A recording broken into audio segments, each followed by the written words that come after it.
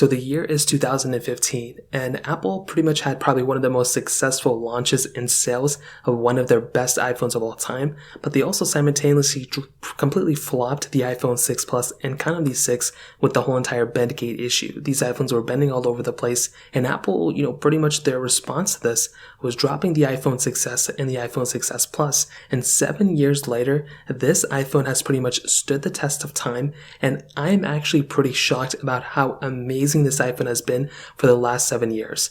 Now, this was, in my opinion, one of the most impactful iPhones Apple has ever made, not only in all the good ways, but all the bad ways as well. And how this iPhone holds up in 2022 is actually very interesting because this iPhone just got discontinued with iOS, which is the iPhone operating system. Now, the ways it's been great, I think I've talked about this a lot. Essentially, this was the first iPhone to bring 2 gigabytes of RAM, the first iPhone to bring 4K capability on the video recording, camera on the back, and it was actually a really big upgrade with Touch ID, with Touch ID 2, and there were a lot of other cool little things here and there. But physically, it looked like the identical same iPhone as before. So because of that, this iPhone didn't really sell too well, but this iPhone ended up getting a super long-lasting, support. And nowadays, I look at this iPhone as one of the most impactful iPhones, not only for the good things, but the bad things as well. If you all remember that specific battery throttling issue that Apple had not too long ago, essentially, somebody found out that when they replaced their iPhone 6s battery, their iPhone got much faster. Apple's response to this was pretty much giving us the ability of turning this on or off and seeing our battery health. But now in 2022,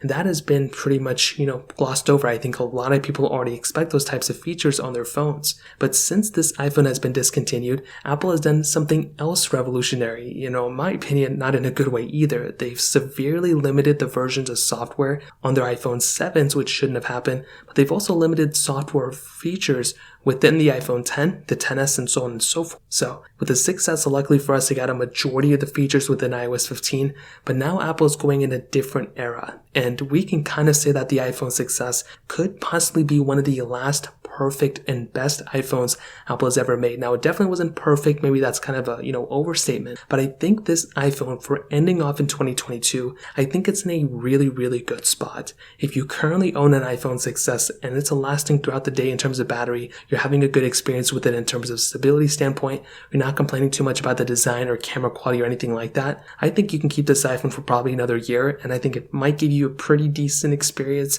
I would highly recommend not buying this iPhone anymore, but since my mid-2022 review, I've been kind of thinking about some of these iPhones and thinking to myself, what was the impact and how does this impact pretty much the iOS 16 lifecycle that Apple is now doing? I look at what Apple has done pre-iOS 16, and really it stemmed from iOS 15. And kind of from iOS 12 as well. But since these versions of software, Apple has been really limiting features, but they've never really done it like iOS 16. Truthfully, I think iOS 16 is a really good stopping point for the iPhone, success. I think it, if it got in it, great. If it didn't, it's not a big deal. But the fact that the 6S and the 7 both ended at the same time is actually very strange to me. And I'm going to be curious to see what Apple does with iOS 17 and what devices Apple's going to, discontinue, or whether they continue certain iPhones as well. So I think that's a little bit of a recap of how I've been kind of feeling about the 6S right now in the middle part and continuing on for the rest of 2022. If you have any other thoughts or questions, let me know in the comment section below. Hit the like button, that means so much, but definitely hit that subscribe button. More importantly than everything else, I love every single one of you guys.